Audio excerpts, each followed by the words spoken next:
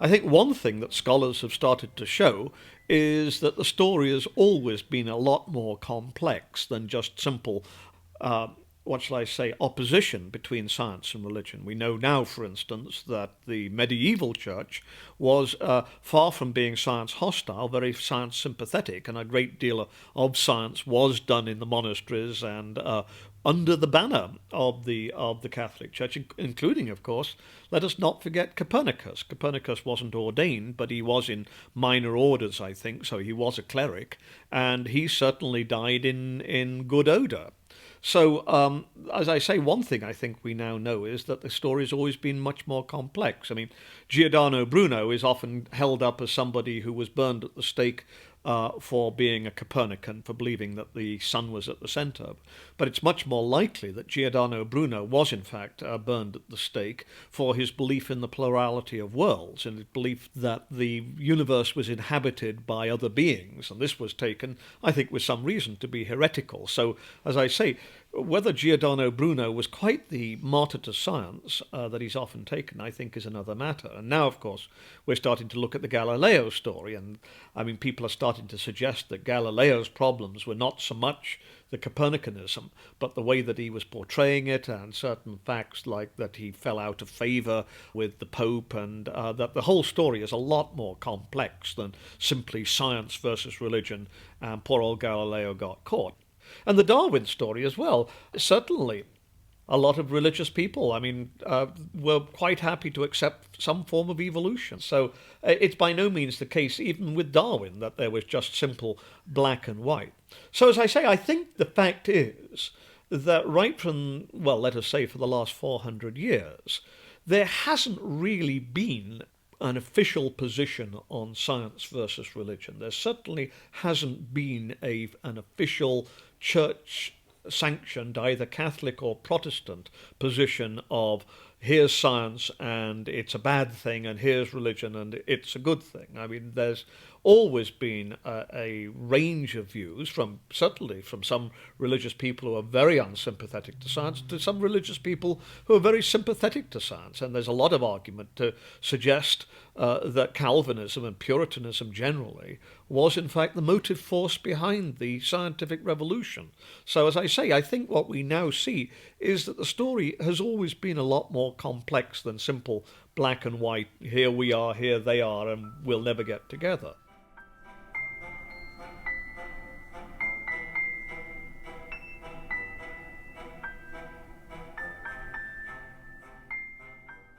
I would argue that Darwin's coming to evolution, and more importantly, his coming to natural selection, his mechanism, were very much, if what should we call it, a religion-drenched, religion-intoxicated, and certainly becoming an evolutionist was a function of his religious beliefs rather than despite them. Now, I would say, and I speak in common, I think, here with most scholars today, that the early Darwin, the Darwin of school days and university days, was in fact not only a practicing Christian, but a very sincerely believing Christian.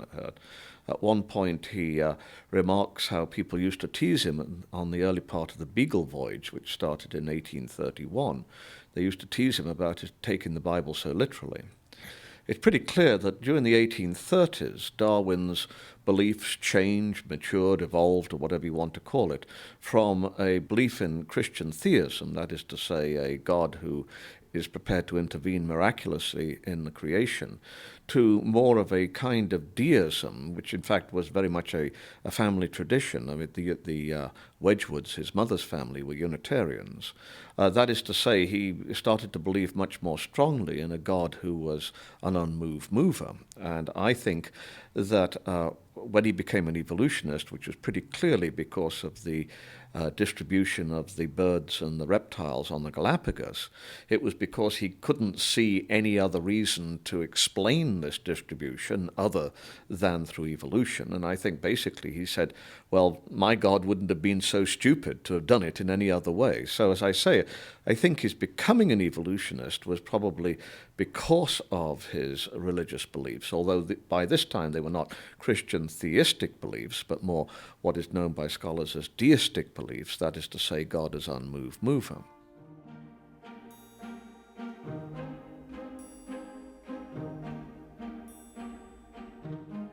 the absolutely fundamental move that Darwin had to make in order to become an evolutionist was to give up that traditional notion of a God who works through miracles all the time. Now, Darwin wasn't the first person to make this move. I mean, his grandfather, Erasmus Darwin, had made precisely this move in the 18th century, and other evolutionists like Jean-Baptiste Lamarck made exactly the same.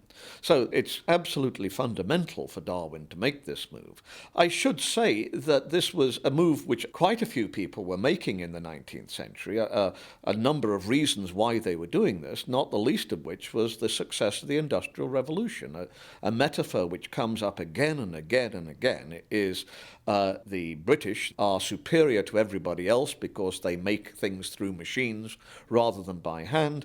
Therefore, God, a God who works through machine, that is to say through unbroken law, rather than by hand, is going to be far superior. I mean, this is, for instance, Charles Babbage, the inventor of the first computer. This is a metaphor that he drives home in one of his works, the Ninth Bridgewater Treatise, and it's a metaphor which is adopted by many others. Now, I think what one should realize is that a lot of Christians were not insensitive to this, and what we find, for both because of the pressure of science, but also I think because of internal reasons in Christianity itself, so-called higher criticism and other things like this, that a lot of Christians were starting to feel very uncomfortable about the miracles of Christianity. I mean, a lot of them seem, if not irrational, really rather strange or petty. I mean, turning water into wine at a wedding feast, I mean, it really makes Jesus seem like a high-class caterer or something like that. And so what we find is that a lot of Christians are, in fact, not giving up on their Christianity, but wanting to more and more interpret miracles as being things which are not violations of law, but in some sense caused by law, and the meaning is what really counts for the miracle, not the physical fact. And so certainly by the 1850s and into the 1860s, what you're going to find is a lot of Christians. I mean, the Reverend Baden-Powell was one. That's the father, by the way, of the Scoutmaster. The Reverend Baden-Powell was one who became an enthusiastic evolutionist and was at the same time an ardent Anglican clergyman. But he said, frankly, for me, a God of Christianity who works certainly through miracle, but not miracles which violate laws, is far superior to one who has to work, as it were, by hand. And of course, this is a tradition which persists right down to the present day.